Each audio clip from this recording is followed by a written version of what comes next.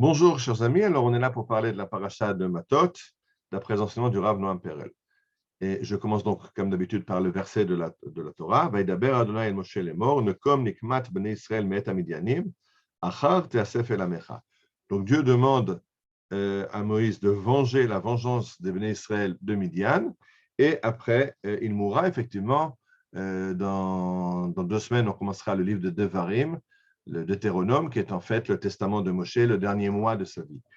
Et c'est quoi cette vengeance des Midianim que Moshe doit se venger?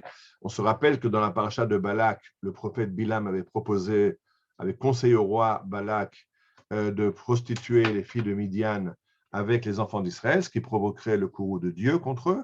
Et c'est ce qui s'est effectivement produit. Les filles de Midian sont prostituées avec les enfants d'Israël et il y a eu une épidémie qui a emporté 24 000 des enfants d'Israël. Et donc, Dieu demande à Moshe de se venger maintenant, de venger la vengeance d'Israël de ces Midianites pour leur action. Le Midrash là-dessus nous enseigne la chose suivante. Amrou rabotenu, nos rabbins, nos maîtres ont enseigné. Katuv biYehoshua kasher hayiti imoshe eye imach. Quand Yoshua, Josué, va prendre la succession de Moïse, Dieu lui dit, je serai avec toi comme j'ai été avec Moïse. Et là, le Midrash pose la question, si Dieu a promis à Yoshua d'être avec lui comme avec Moïse, il aurait dû vivre la même longévité que Moïse. Or, Moïse a vécu 120 ans et Yoshua n'a vécu que 110 ans. Et c'est la question du Midrash. Pourquoi la vie de Josué a-t-elle été raccourcie de 10 ans?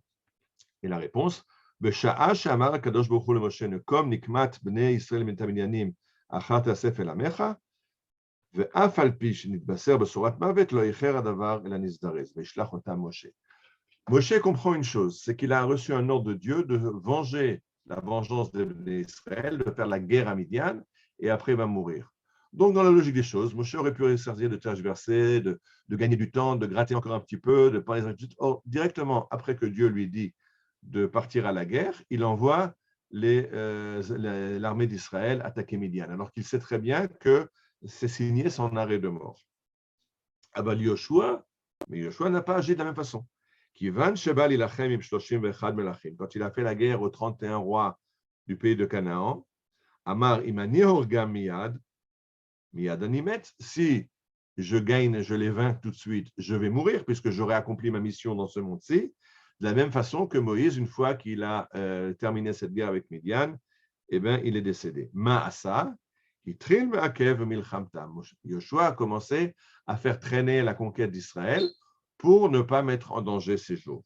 Chez Nehemar, comme il est dit, Yamim Rabim Asa Yoshua et Kol Amlachim Ele Milchama, c'est a pris de nombreuses années à Yoshua de faire la guerre avec tous ces rois. On se rappelle, d'après le texte, que cette guerre a duré pendant 7 ans. Amar lo HaKadosh Baruch Hu, Vekach Asita, Arini Mekatser Shnotecha Esar Shanim. Ah, tu as voulu gagner du temps, eh bien, tu vas voir que je coupe 10 ans de ta vie, je raccourcis ta vie de 10 ans. Amar Shlomo, c'est ça que dit le roi Shlomo, Rabot Machashavot Belev Ish, Vatzat Adonai Hikakum.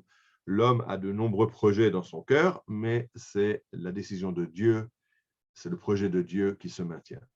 Alors, c'est quelque chose d'assez extraordinaire de voir Moshe qui a accompli cet ordre divin, bien qu'il sait que ça va être, et c'est signé sa fin, signé son arrêt de mort, puisque Dieu lui a dit qu'après la guerre, il quittera la scène. Yoshua a eu peur apparemment de ce précédent et a fait traîner en longueur la guerre.